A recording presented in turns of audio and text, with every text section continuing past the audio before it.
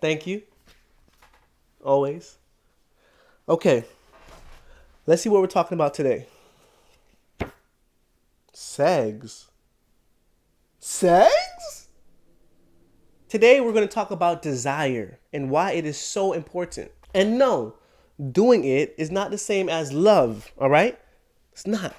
It's not the same as intimacy for your married folk, you know? But did you know? I was actually quite a strapping young man, as you can, well, you'd have to imagine because you kill the visual. I didn't ask you to put it on. You know what? You're done. You're done. In the beginning, in the In the beginning. in the beginning, God made. In Genesis 1:28, God says, "Be fruitful and multiply." Now, let me ask you this question: how do humans multiply?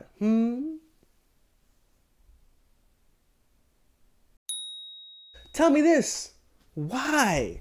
This process is responsible for the life of every human on planet Earth. Okay? That was, that is now, and will ever be. This is the process to get them here. This is serious stuff. I mean, why not make us reproduce asexually, right? That's way more effective. It only needs one person. Or give us penile spines like other mammals to make sure it's really just about reproduction. Because doing it has a deeper, more enjoyable function than just reproduction. That's why he created horizontal refreshment. But the urge is meant to draw us not only towards the body, but to the person. That is why it brings us back into a relationship.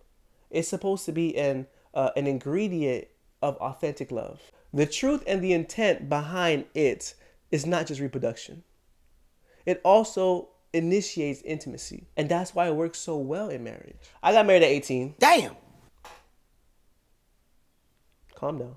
And over the years, I started to see the effect of this act on my mind, on my body, on my soul. It affects everything. And I started to see the effect that it had on my wife. I noticed it brings you towards a person, to a point of intimacy, right? It brings you there, but it doesn't have to end there. Making love makes you vulnerable. So vulnerable, you can open up all of yourself to that person because at that moment, you feel the closest you've ever been. That's called emotional intimacy.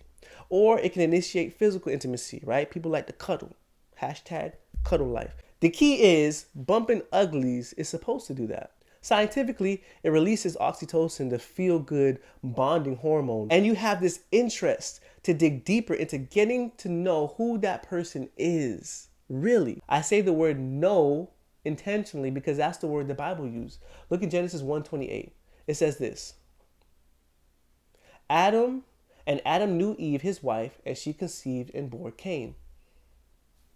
Matthew 1:24-25. When Joseph woke from sleep, he did as the angel of the Lord commanded him. He took his wife, verse 25, but knew her not until she had given birth to a son, and she called his name Jesus. Now, what do you think the idiom know her means here? It means two-person push-ups, baby. So the final effect of doing this is knowing someone better, is deeper knowledge of a person. So doing the do is not the final destination, okay? That does not mean now you have love or now you have intimacy. It's a jumping off point. It brings you to a place and a state where you're vulnerable enough, where you both feel like getting to know each other deeper. This act opens you up, makes you vulnerable, and is supposed to initiate the desire in you to really get to know the person you've committed your life to outside of the no pants dance. And getting to know each other bonds us together over and over and over again until the two become one. And that's why a marriage without this is missing an essential ingredient. And that's why God says we should wait till marriage. I didn't know that when I was young, okay? I didn't know half the things I know now, okay, when I was young. And I was, I almost, but here's the big idea. Testing the mattress breeds intimacy.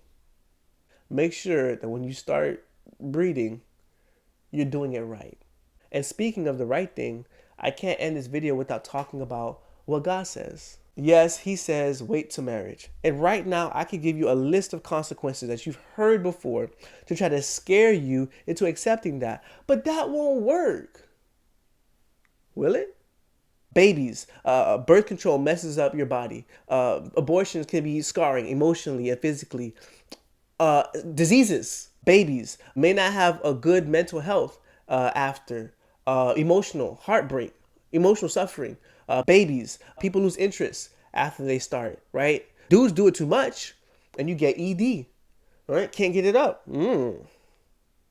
That's nasty. But the truth is, you can really make logical justifications for all the consequences. Here's my true answer. This is a boundary set by God. And for whatever reason, we may not be able to fully understand it, but we have to trust that God is being a good father. And my daughter taught me this, okay? My daughter will be ready to play outside, halfway out the door. And I'm telling her, hey, wait for me. And she's like, Dad, no cars are here. Great. I'm glad you understand that. However, there's a million other things I don't have time to explain to you right now. Okay?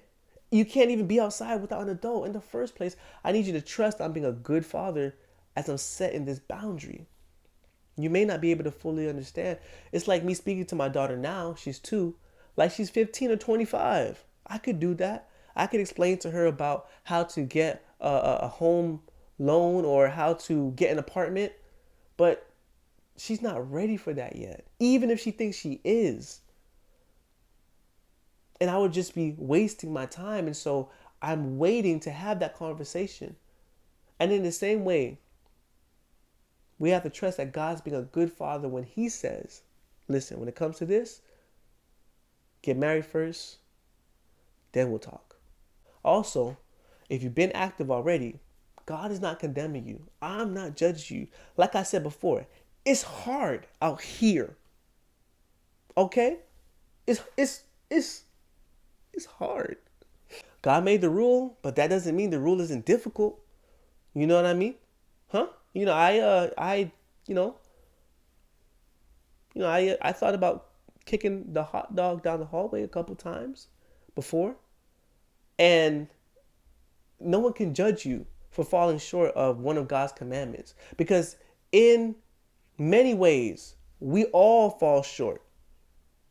But I do want you to take some time, think about what I said, and think about your next step. All right, y'all, that's all the time I have for this video. Remember, preach, teach, reach each. Peace.